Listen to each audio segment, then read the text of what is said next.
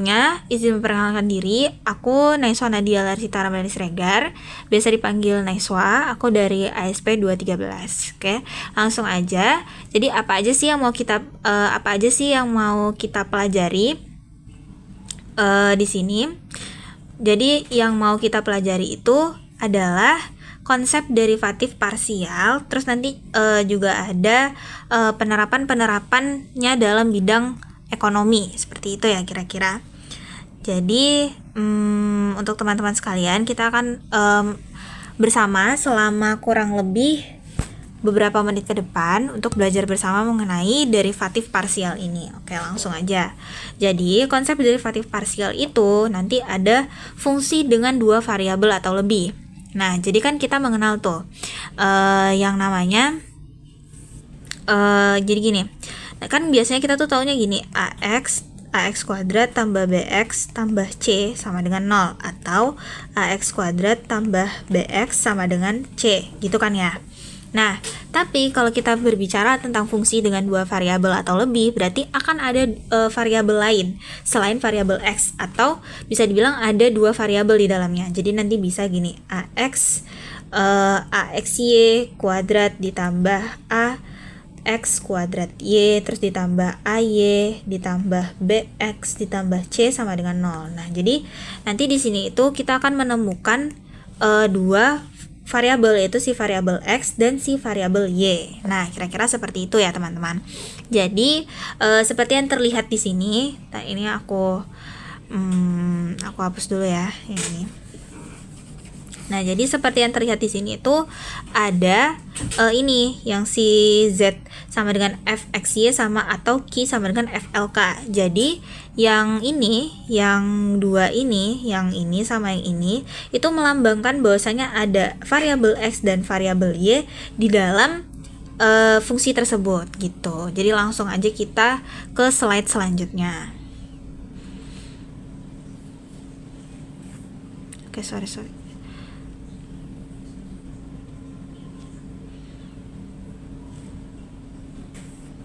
Nah, jadi di slide selanjutnya kita akan mempelajari tentang fungsi dengan dua variabel atau lebih kan. Nah, jadi nanti fungsinya itu yang kayak gini nih. Ada z tambah 2y ditambah 2y ditambah 4, terus ada q sama dengan 5kl. Jadi kan di sini nanti ada dua variabel nih. Di sini juga ada dua variabel gitu. Nah, nanti fungsi tersebut akan dibentuk dalam 3 dimensi. Terus ada juga dimensi dengan membuat satu variabel tertentu menjadi konstan gitu. Jadi konsep turunan, kalau misalnya dia itu lebih dari satu variabel, dia pakainya adalah turunan parsial atau bisa disebut dengan derivatif parsial. Kira-kira seperti itu ya teman-teman. Terus nanti dia itu bisa dibentuk dalam 3 dimensi dan 2 dimensi dengan menganggap salah satu variabelnya menjadi konstan. Jadi sebelum kita ke soal mengenai derivatif parsial, kita harus tahu dulu nih kira-kira derivatif parsial itu konsepnya gimana, bentuk umumnya gimana, pengoperasiannya itu gimana. Jadi langsung aja. Jadi derivatif parsial itu dalam melakukan turunan parsial terhadap suatu variabel, kita akan menganggap variabel lain sebagai konstanta. Nah, itu maksudnya gimana tuh menganggap variabel lain sebagai konstanta? Jadi aku jelasin di sini ya, di bawah sini. Jadi aku jelasin aja. Misal gini, ada ax kuadrat y contoh ditambah bxy ditambah c sama dengan 0 gitu misal. Nah, kita diminta untuk menurunkan. Ini kan parsial nih. Kenapa? Karena ada dua variabel di sini. Nah, kita diminta untuk menurunkan si x-nya gitu. Berarti kan nantinya do ini z sama dengan ya. Berarti do z per do x kan ya. Nah, yang kita turunkan itu cukup yang ada x-nya aja. Berarti gini. Berarti ketika ax kuadrat y diturunkan berarti menjadi 2ax y gitu ya. Ditambah dengan bxy ini kalau diturunkan menjadi by ya kan. Nah, c ini kan konstanta nih. Konstanta. Berarti kita nggak perlu menurunkan ini karena dia udah hilang, udah jadi 0 gitu. Kira-kira seperti itu. Nah, terus kalau misalnya nih kita ketemu soalnya kayak gini, misal nih aku spill dikit di awal supaya nanti kalau ketemu soal kayak gini kita nggak bingung lagi ya teman-teman. Jadi misal nanti ada ax kuadrat tambah ax kuadrat y misal, ditambah by ditambah ditambah c sama dengan 0. Nah, ini kan ada variabel y nih di sini. Nanti kita diminta untuk menurunkannya adalah do z per do x misal. Nah, yang si ada variabel y ini kita menurunkannya itu menjadi 0. Kenapa? Karena dia itu dianggap sebagai sebuah konstanta. Gitu. Jadi gitu ya, teman-teman. Nah, terus gimana kalau misalnya dia itu do z per do y? Nah, berarti kebalikannya, yang tadi ada ax ini kita anggap sebagai konstanta juga. Nah, kira-kira seperti itu. Oke, kita langsung aja ke slide selanjutnya. Di slide selanjutnya itu kita akan, nah tadi kan udah tuh derivatif parsial. Ketika kita ingin menurunkan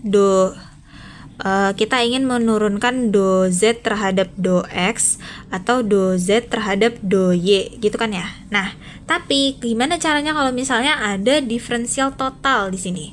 Nah, kalau ada diferensial total berarti kita menurunkan dua-duanya. Ya, menurunkan dua-duanya terus dikali dengan turunannya.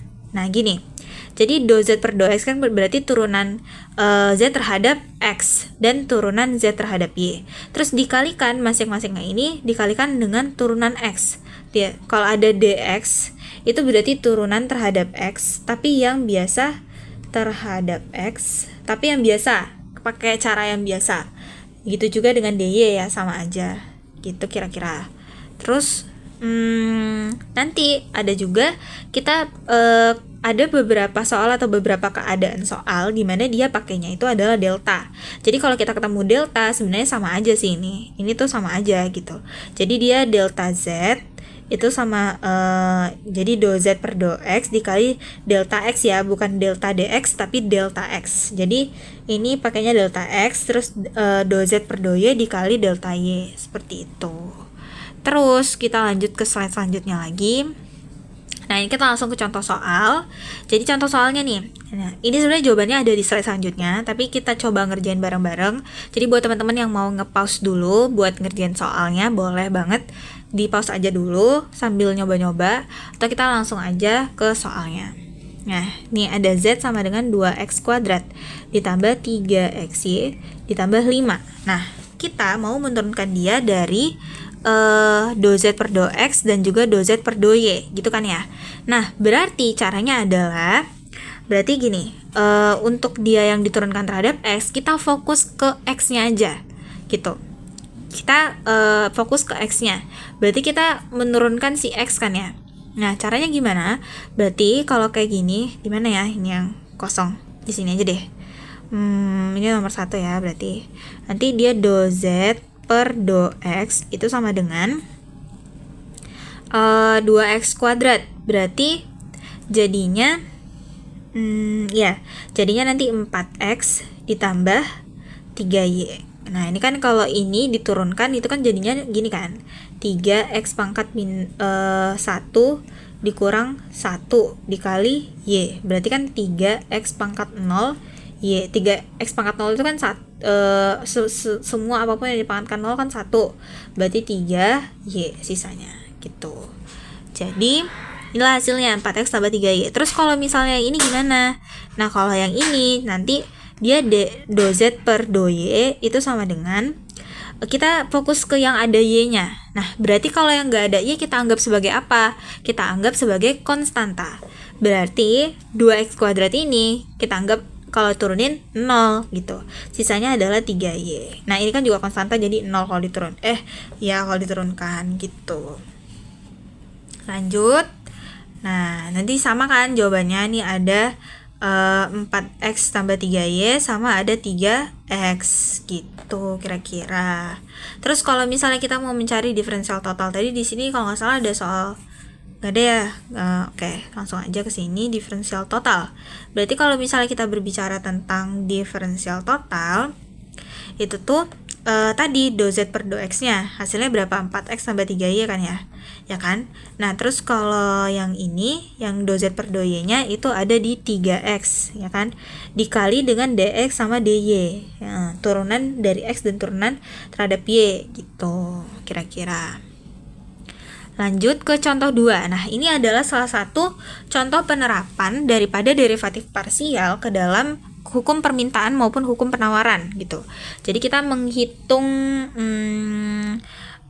ininya derivatif turunan parsialnya dari Q-nya itu berapa, terus diferensial totalnya berapa jika Y dan PS naik 3% dan P tidak berubah tuh perubahan jumlah barangnya berapa. Jadi kita langsung aja ke pembahasan.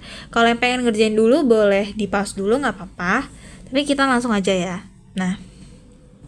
Nah oke, di sini kan ada 200 min 2P ditambah 0,02Y 0,3 PS. Nah gini teman-teman, pertama kita harus tahu dulu variabel yang ada di dalam ini tuh variabel apa aja di dalam fungsi yang ini itu.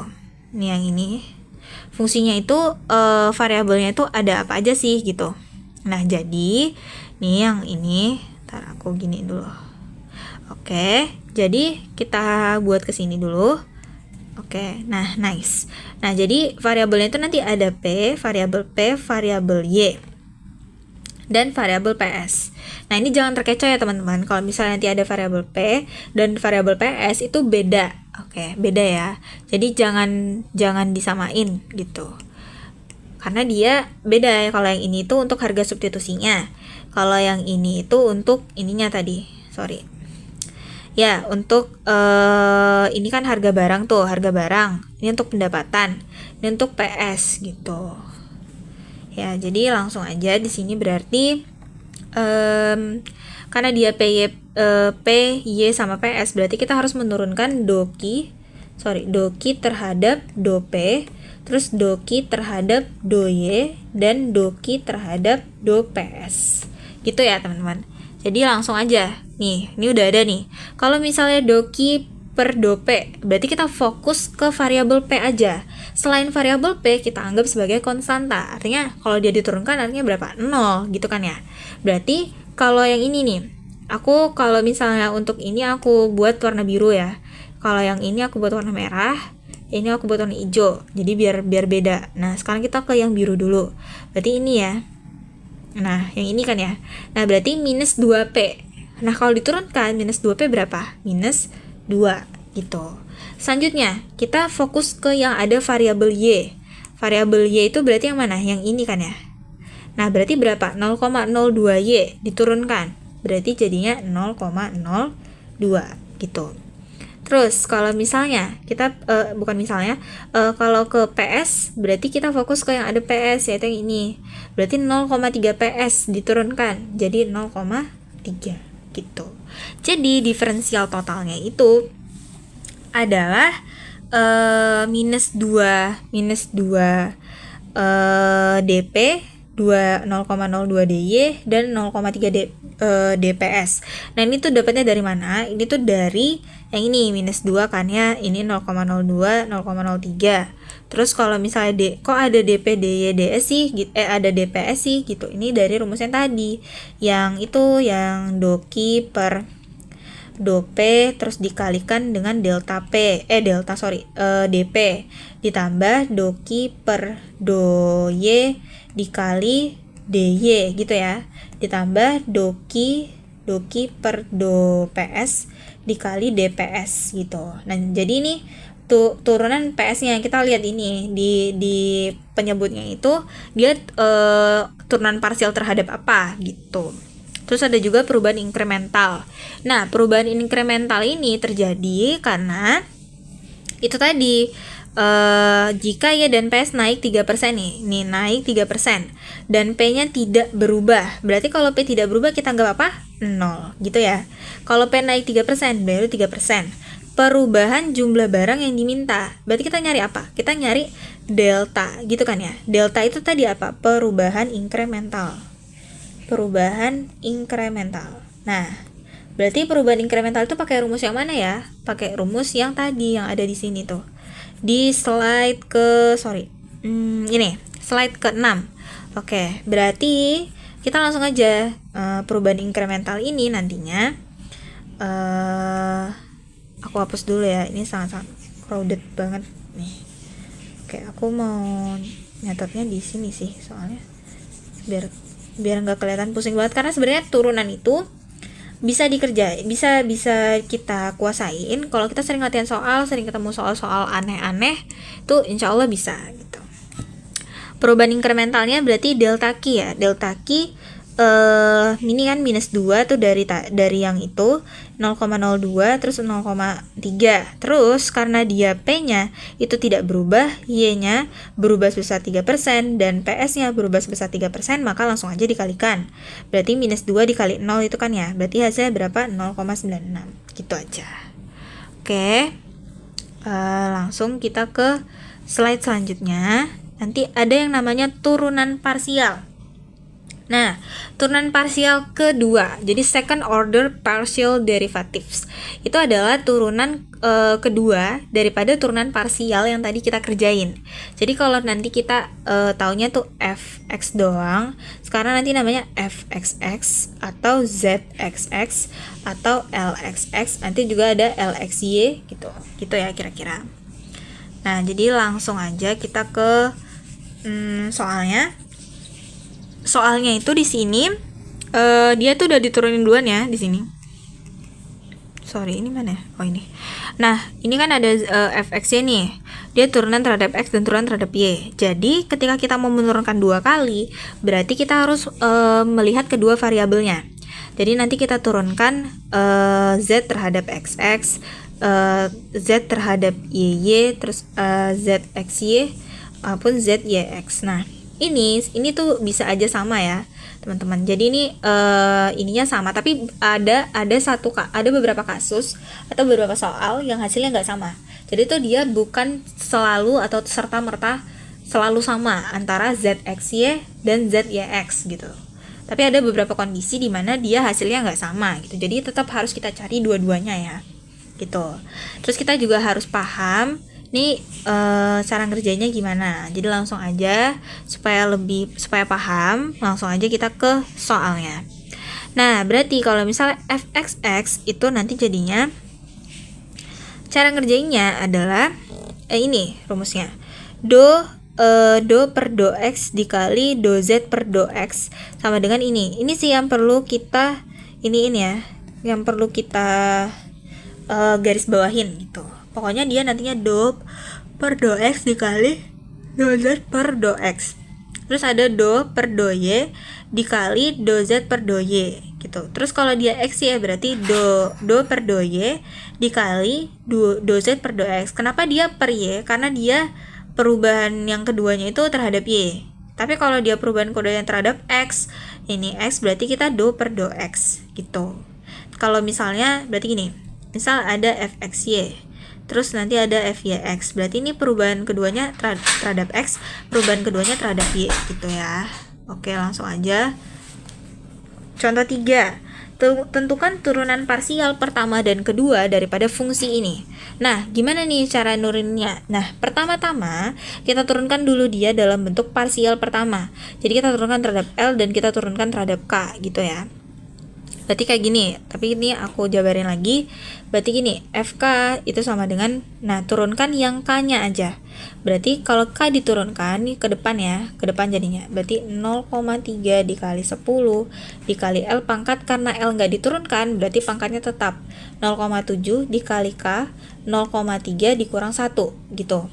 Terus nanti FK sama dengan 0,3 kali 10 berarti 3 dikali L pangkat 0,7 dikali K pangkat minus 0,7 gitu ya.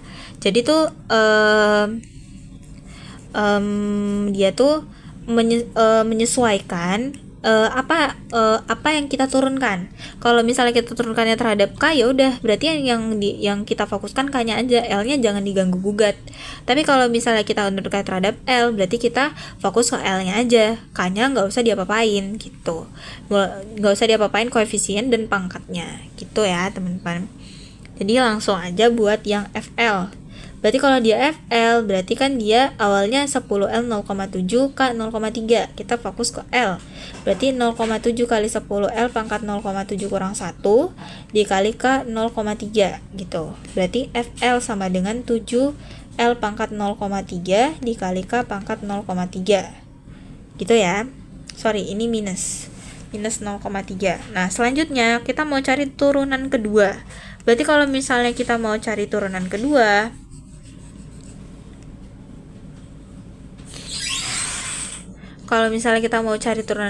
itu dari yang udah kita turunin di pertama. Jadi kita turuninnya terhadap K, terhadap K-nya, terus FKL sama FLK, kira-kira seperti itu. Jadi ini langsung aja, FKK-nya itu berarti tadi minus 2,1, L 0,7, K minus 1,7, minus 2,1, K 0,3, L minus 1,3.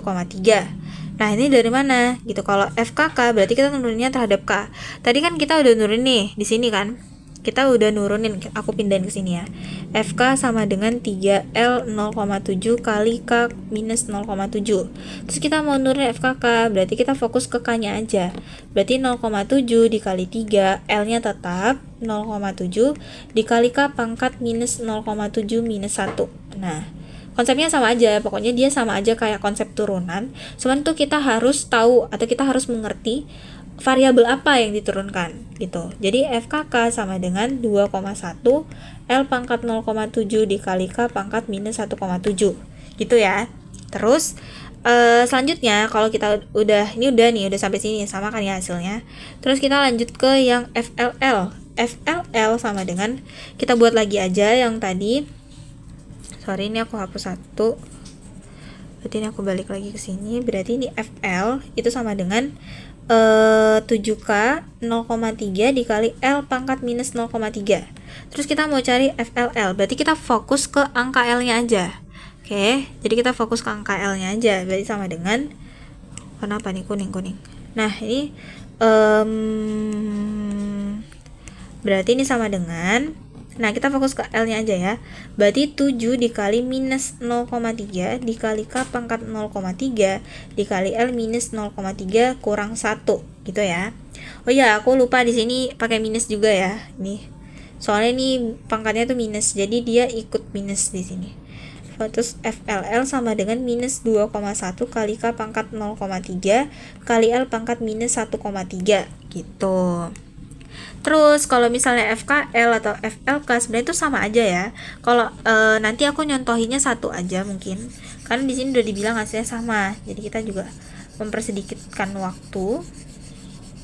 Ini nggak apa-apa, aku jelasin lagi nanti.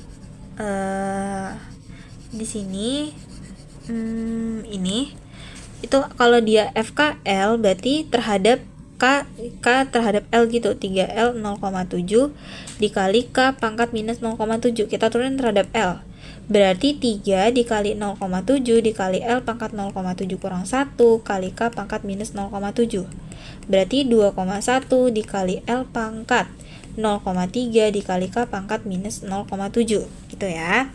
Terus kalau misalnya FLK itu sama dengan dari fungsi L dulu, 7K 0,3 dikali L pangkat minus 0,3 baru diturunkan terhadap K, berarti 7 dikali 0,3 dikali K pangkat 0,3 kurang 1 dikali L pangkat minus 0,3 minus 1, berarti 2,1 dikali K pangkat 0,7 dikali L pangkat minus minus 1,3 gitu kira-kira. Jadi ini kita pakainya kalau kayak gini ya. Ini aku ulang lagi, kalau misalnya dia FKL berarti kita pakai fungsi K yang udah diturunkan pertama kali, baru kita menurunkannya ke L, menurunkan terhadap L. Tapi kalau misalnya FLK kita fokusnya ke fungsi L yang udah diturunin itu di sini, terus diturunkan terhadap variabel K gitu.